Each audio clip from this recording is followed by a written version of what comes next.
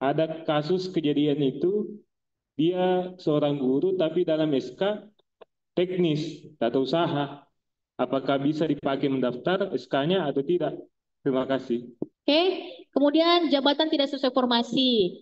Per tahun 2024 itu ada anjak baru untuk semua non-ASN. Jadi yakin Meki, 9.000 lebih non-ASN ini sesulsel semua anjabnya tidak ada sampai 2 tahun. Kan baru di 2024. Pasti tidak sama dengan formasi. Makanya penting nanti bagian kepegawaian arahkan Ki. Ya, untuk jabatan ini cocoknya formasinya apa? Kenapa? Karena nanti disesuaikan dengan kualifikasi pendidikan. Ada 3 syarat mandatori teman-teman ya untuk mendaftar nanti P3K. Yang pertama, karena ada kualifikasi jabatan maka ijazah ya harus ada ijazah ya dengan sesuai dengan kualifikasi pendidikan yang diminta di jabatan tersebut di formasi tersebut. Yang kedua, SK non ASN tanda tangan Sekda ya. Syarat ketiga, surat keterangan pengalaman kerja di tanda tangan kepala dinas. Jadi untuk memastikan bahwa kita memiliki kualifikasi jabatan sesuai dengan formasi, nanti dijelaskan di dalam surat rekomendasi tersebut. Oke? Aman ya? Oke, silakan. Baik, terima kasih sekali jawabannya sangat jelas, teman-teman ya. Izin kita bergeser ke penanya yang ada di sekolah dan cabang dinas. Mungkin Arjun bisa dibantu. Yang pertama itu sudah ada raise hand, yaitu Umrah Rusla. Mudah-mudahan bergabung dengan teman-teman sesama satu sekolahnya. Iya, silakan. Iya, Umrah atau yang ada. Oke, baik, silakan Umrah Rusla. Assalamualaikum warahmatullahi wabarakatuh. Waalaikumsalam warahmatullahi wabarakatuh. Pertanyaan saya, apakah kualifikasi pendidikan harus sesuai dengan jabatan yang dilamar? Misalnya, sarjana pendidikan Pancasila dan Kewarganegaraan mendaftar untuk jabatan pengadministrasian perkantoran. Terima kasih. Ada yang mau bantu saya jawab? Ada yang mau bantu jawab? Apakah kualifikasi pendidikan harus sesuai dengan formasi jabatan? Jawabannya adalah harus. Oke, jawabannya langsung dijawab oleh Ibu Kabit dan sebenarnya semua peserta bisa menjawabnya. Selanjutnya dari SMK Negeri 4 SMK Negeri 4 Palopo.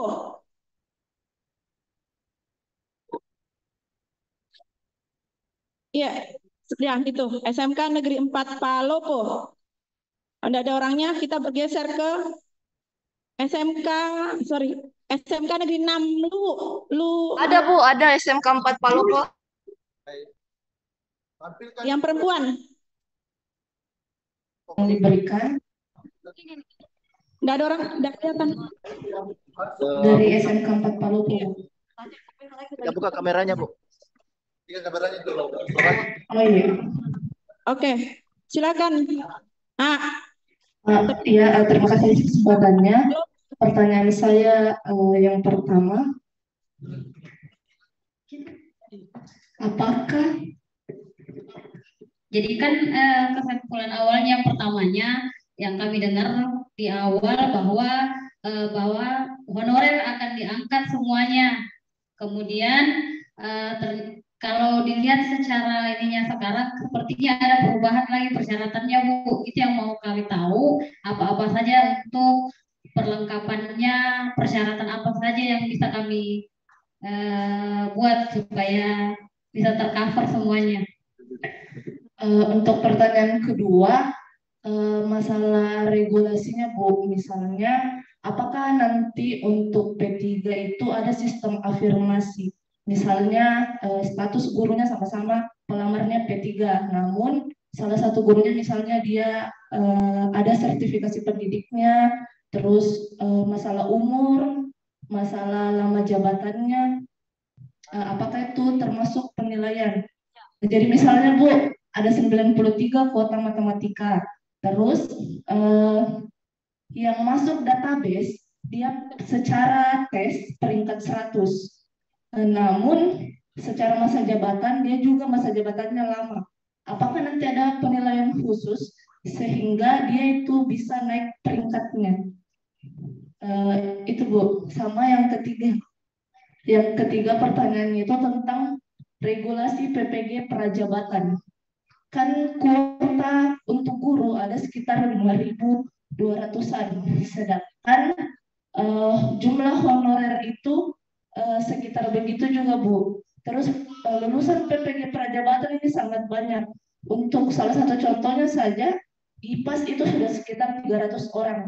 Dari formasi yang ada, apakah memang ada kuota khusus untuk PPG prajabatan? Kayak tahun lalu ada kuota khusus Bu. Jadi kuota untuk PPG prajabatan itu sudah terkunci memang. Sehingga untuk P1, P2, P3 itu tidak bisa memilih lagi.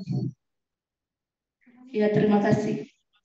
Ya, baik, terima kasih. Walaupun putus-putus, saya coba ulangi ya. Jadi yang pertama kelengkapan persyaratan pendaftaran, yang kedua apakah ada afirmasi, yang ketiga apakah masa jabatan dihitung, kemudian yang keempat tentang PPG. Tolong dulu ditampilkan tadi yang tabel itu Pak, yang persyaratan, yang teknis guru kesehatan, supaya saya menyegarkan. Ya itu, yang tabel next, ke bawah, ke bawah, ke bawah, ke bawah, ke bawah. Ya itu tuh, nomor 13. Nah, ini menjawab langsung semua pertanyaan. Ya. Dalam seleksi P3K itu bukan pakai afirmasi, tapi pakai skala prioritas. Ya. Yang nomor 1 nih, pelamar prioritas ini udah setengah afirmasi nih. Enggak, 70% afirmasi kayaknya. Kenapa? Karena mereka ini pada saat daftar langsung lulus. Ya. Kemudian afirmasi untuk yang punya A, B, C, D. Tolong diingat lagi ini. Ini adalah ini adalah prioritas dalam P3K tahun ini. Yang diutamakan paling pertama adalah K2. Ya, tolong teman-teman ingat. Kalau misalnya ada K2, terus tiba-tiba di sini ada guru yang bukan K2, semua media punya.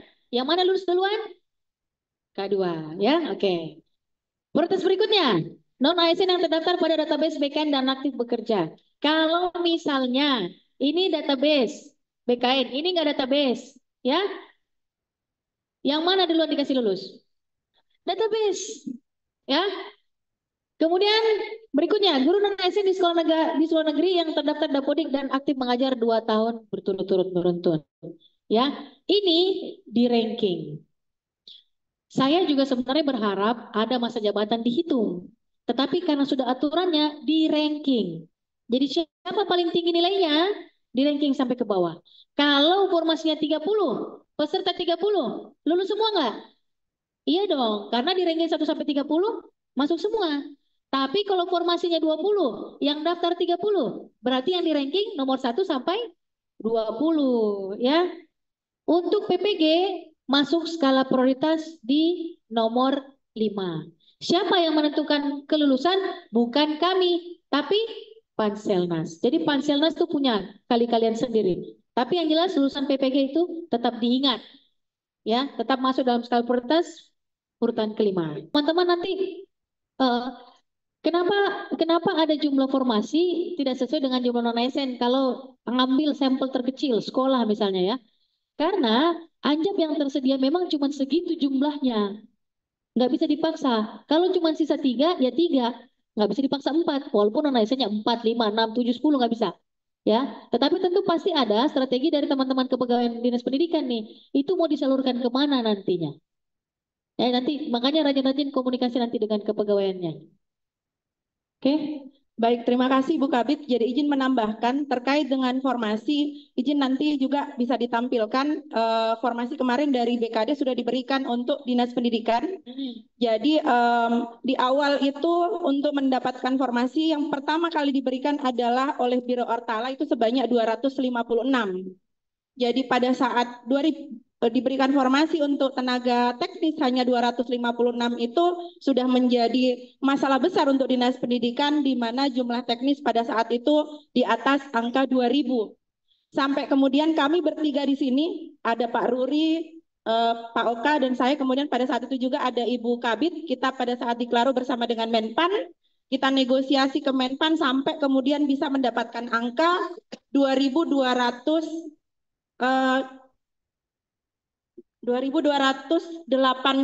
di awal itu. Iya, pada saat itu 2.282. Namun itu masih kita alot dengan biro organisasi. Mereka belum bisa terima di mana kita melewati biro organisasi tembus ke Menpan. Lalu masih alot lagi kurang lebih 3 bulan pada saat itu.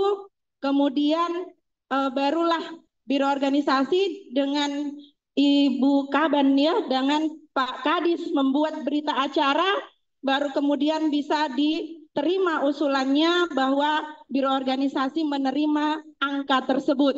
Lalu kemudian kita cocokkan kembali bahwa angka 2.282 itu diminta diinput ke dalam aplikasi CISN, diberikan waktu selama 1 bulan menjelang tahun baru. Izin teman-teman di sini banyak yang membantu sampai tidak ada liburan dan sebagainya. Itu perjuangan untuk mendapatkan formasi, jadi bukan hanya tiba-tiba formasi ini turun dari langit, tiba kemudian mau diisi oleh teman-teman. Terima kasih sekali teman-teman, dan pada saat itu mohon izin seandainya masih ada, tanpa mengurangi rasa hormat Pak Kasubag, pada saat itu masih ada Pak Zairin, itu kami semua bersama-sama merelakan waktu, ada juga dari operator sekolah membantu menginput pada saat itu untuk mendapatkan formasi seperti itu. Jadi kemudian formasi itu kami cocokkan dengan jumlah sekolah negeri yang ada di Sulawesi Selatan sebanyak 526. Sampai pada saat itulah kami meminta bantuan kepada Dapodik. Mohon izin saya masih boleh menyebutkan nama juga, pada saat itu minta bantuan Kepala UPT Tekom untuk kemudian bagaimana memformulasikan bahwa angka 2.282 ini kita bisa distribusi formasinya ke sekolah. Kita menggunakan rasio kebutuhan itu dengan melihat jumlah siswa.